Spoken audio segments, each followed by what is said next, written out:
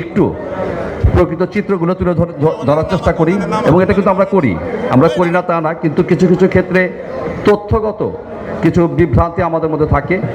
এটা সড়ক পরিবহন মালিক সমিতির সম্মানিত প্রেসিডেন্ট মহোদয় এটা কিন্তু বলে গিয়েছেন, যেটা হচ্ছে যে সারা বছর আমাদের যে ভাড়াগুলো আদায় করা হয় সেই ভাড়াগুলোর মধ্যে কিন্তু অনেকটা ডিসকাউন্ট থাকে, কিন্তু ঈদের ক্ষেত্রে যেহেতু একটু প্রচণ্ড চাহিদা তৈরি হয় সেই ক্ষেত্রে এই ক্ষেত্রে বিআরটি এর নির্ধারিত ভাড়া আদায় করা হয়, এবং বিআরটি এর এই নির্ধারিত ভাড়াটা আদায় করতে গিয়ে আপনি যখন অন্যান্য সময়ের সঙ্গে কম্পেয়ার করেন তখন আপনার কাছে অনেক সময় মনে হচ্ছে যে বেশি ভাড়া আদায় হচ্ছে।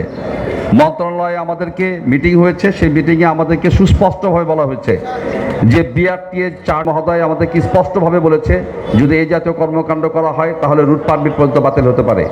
সুতরাং আমরা সবাইকে বিনয়ের সঙ্গে শুধু একটি জিনিস অনুরোধ করতে চাই যে আপনারা আমাদেরকে অবশ্যই জানাবেন যে কোথাও বিআরটি এর অতিরিক্ত ভাড়া আদায় করা হচ্ছে কিনা, সেটা তাৎক্ষণিকভাবে আমরা দেখব। আমাদের জনবলের সক্ষমতা রয়েছে, আমরা সবসময় সবখান থেকে আমরা এটা জানতে পারি না, কিন্তু যারা সাংবাদিক ভাইরা আছেন আপনারা রাষ্ট্রের অত্যন্ত গুরুত্বপূর্ণ একটি অংশ, সুতরাং আপনারা যদি আমাদেরকে সহযোগিতা করেন, আমাদেরকে তথ্যটা দেন, আমরা তাৎক্ষণিকভাবে ব্যবস্থা গ্রহণ করতে পারবো।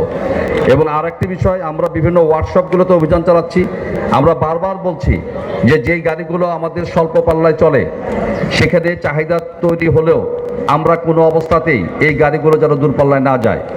এই গাড়ি যদি দূরপাল্লায় যায় তাহলে এই গাড়িগুলো যখন বিকল হয়ে যায় এটি একটি অনেক বড় যানজটের সৃষ্টি করে। শুধু কথা ওটাই না, আপনি যে যাত্রীগুলোকে নিয়ে যাচ্ছেন সেই যাত্রীগুলো অসহায় অবস্থায় পড়ে থাকে মাঝপথে, এটি অত্যন্ত মানবেতর একটি পরিস্থিতির সৃষ্টি হয়। সুতরাং আমরা যেহেতু এখানে সবাই উপস্থিত আছেন, আমরা বিনয়ের সঙ্গে সবাইকে অনুরোধ করব যে এই কাজগুলো যাতে আমরা না করি।